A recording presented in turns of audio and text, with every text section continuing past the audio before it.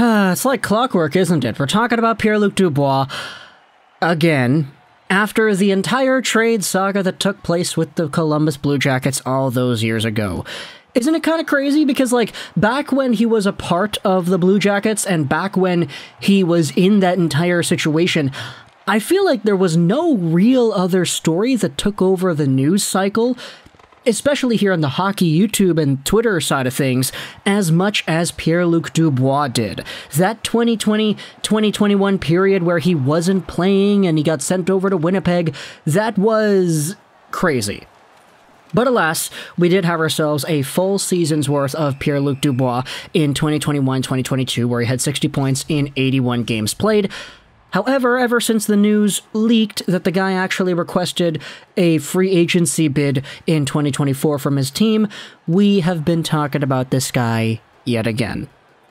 I've went out there and made my peace. I roasted the guy on his birthday saying, hey, you requested a trade from your QMJHL team, you caused a lot of drama over there, you caused a lot of drama for Columbus, and now you're causing a lot of drama over here in Winnipeg for a fan base that really doesn't deserve it. What the heck is going on here, Pierre-Luc Dubois?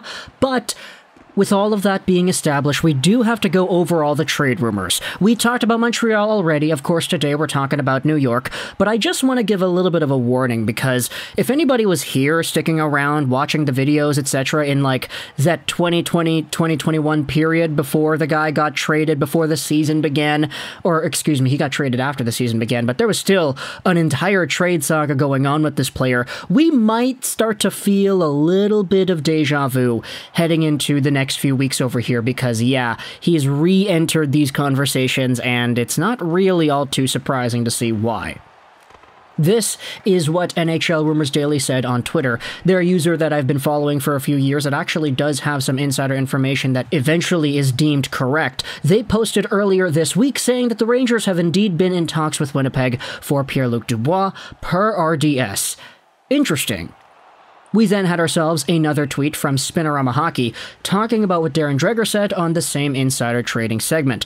They said that the Jets are unlikely to trade Dubois unless they get a very substantial offer. For the Rangers, they would need to offer Chytil, Kakko, or Schneider as the main principals, and maybe a first-round pick for Cheveldayoff to consider trading him.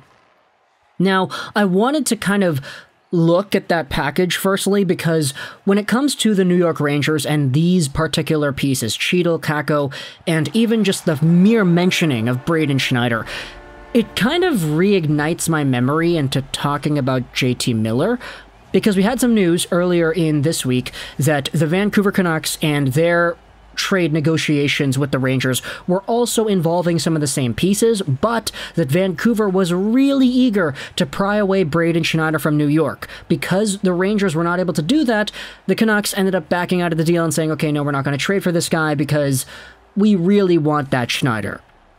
Now, I don't know about you, but I do think that there are many arguments to make that say that one of these guys, Miller or Dubois, is more valuable than the other.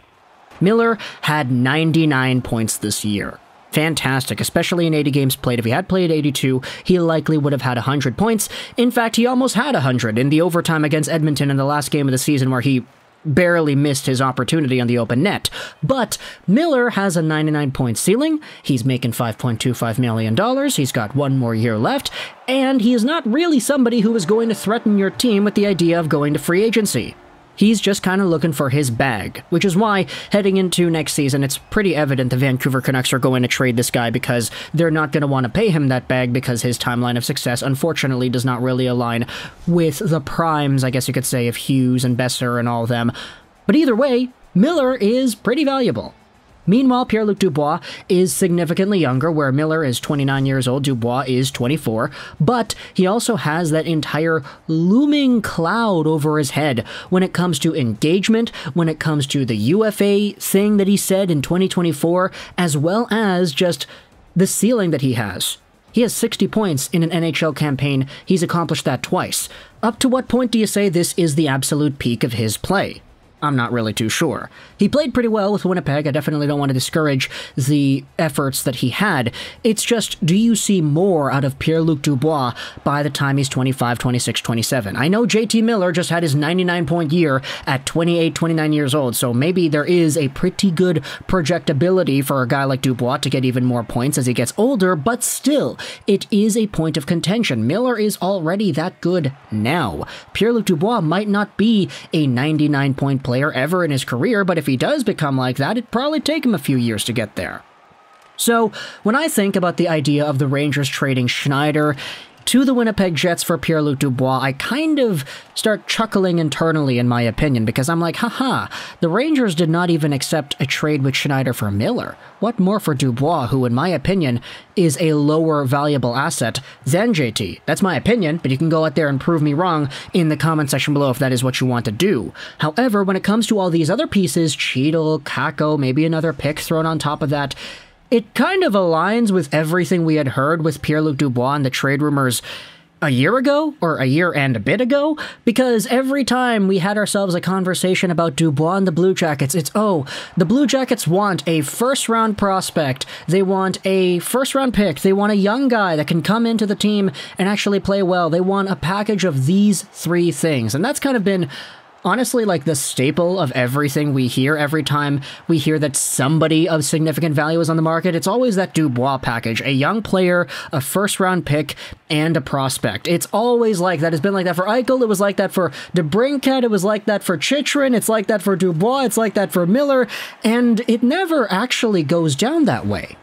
For Eichel, you saw what happened with him. There was a surgery which made things a lot more difficult, but still, it was Eichel, and the Sabres had to add on some extra picks as well to get Alex Tuch, Peyton Krebs, in the first-round pick from Vegas. For Pierre-Luc Dubois himself, it was Dubois plus a third-round pick for Roslovic and Laine. Now, sure, Laine is really good, but this trade, you gotta remember, a few months after it was made, it was like not really all too productive for both of these teams. Laine got off to a slow start, and Dubois had a slow start too. It was actually Roslovic who, early on in the trade's post-life, that actually looked the best out of the three players swapped around.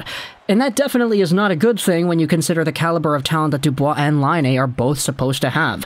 So even though we might have ourselves a conversation about this type of package, a first-round pick, a prospect, a younger player, I don't know if it's actually going to go down that way. We see this all the time nowadays, so with Pierre-Luc Dubois and the New York Rangers, I could totally understand if they dangle some of the same pieces that they dangled to Vancouver, so Philip Chytil, Niels Lundqvist maybe an extra pick, whatever, but like, there still are some other players that the Rangers can go after too, right? Miller is still on the block, and it's kind of evident that there are other teams talking to Vancouver about that guy. It's just now there's another option here, so all of a sudden there's more bargaining power for whichever team is looking to acquire a player like a Dubois or a Miller. But either way, if you're a Rangers fan, talk to me in the comments on your thoughts about Pierre-Luc Dubois and whether or not he feels like the right fit for you. I know you guys got some stuff going on with Ryan Strome. I know there's a lot of conversations going on with some younger players like Kakko, like Lafreniere, like Chytil. Ever since the kid line dominated the postseason, I don't even know if you guys are going to go out there and consider the idea of trading away at Chytil anymore. I remember when we made our video talking about the leaked Canucks Rangers trade price for Miller, which included Chytil, I kind of ripped on the trade a little bit saying, yeah, Chytil, man, is that the main piece? I don't really feel all too comfortable with that. And then he went out there and scored all the goals that he did in the playoffs. And then a lot of people were like, oh, Lego, you suck, man. Either way, talk to the comments on your thoughts about this entire idea over here. If you're a Winnipeg Jets fan too, what do you feel? Because, like, it sucks. I can't relate to you. I can try to empathize as much as I can, but, like, this entire situation is so out of left field. You have stars like Laine that want to leave. You trade him away. You have a star like Dubois coming in, and all of a sudden you hear, hey, the guy wants to leave in free agency in 2024. That's not even he wants to leave. That means he wants to just get out and choose where he plays next, leaving you with nothing. At least for Laine, you traded that guy away. For Pierre-Luc Dubois, okay, at least I'll give him the benefit of the doubt. He's giving his heads up 2 years notice over here, giving the Winnipeg Jets ample time to get a trade together. But the fact that it even leaked out in the media in the first place, is a very negative sign when it comes to trying to get as much value as you can back. But talk to me in the comments, let your thoughts either way about this Pierre-Luc Dubois situation and whether or not the Rangers could be that team. If you're a Jets fan, what do you want from New York? Is it Kakko, Chytil, Braden Schneider, a first, a combination of those things that you would be okay with? Let me know your thoughts in the comment section below. I hope you enjoyed this video. And bye.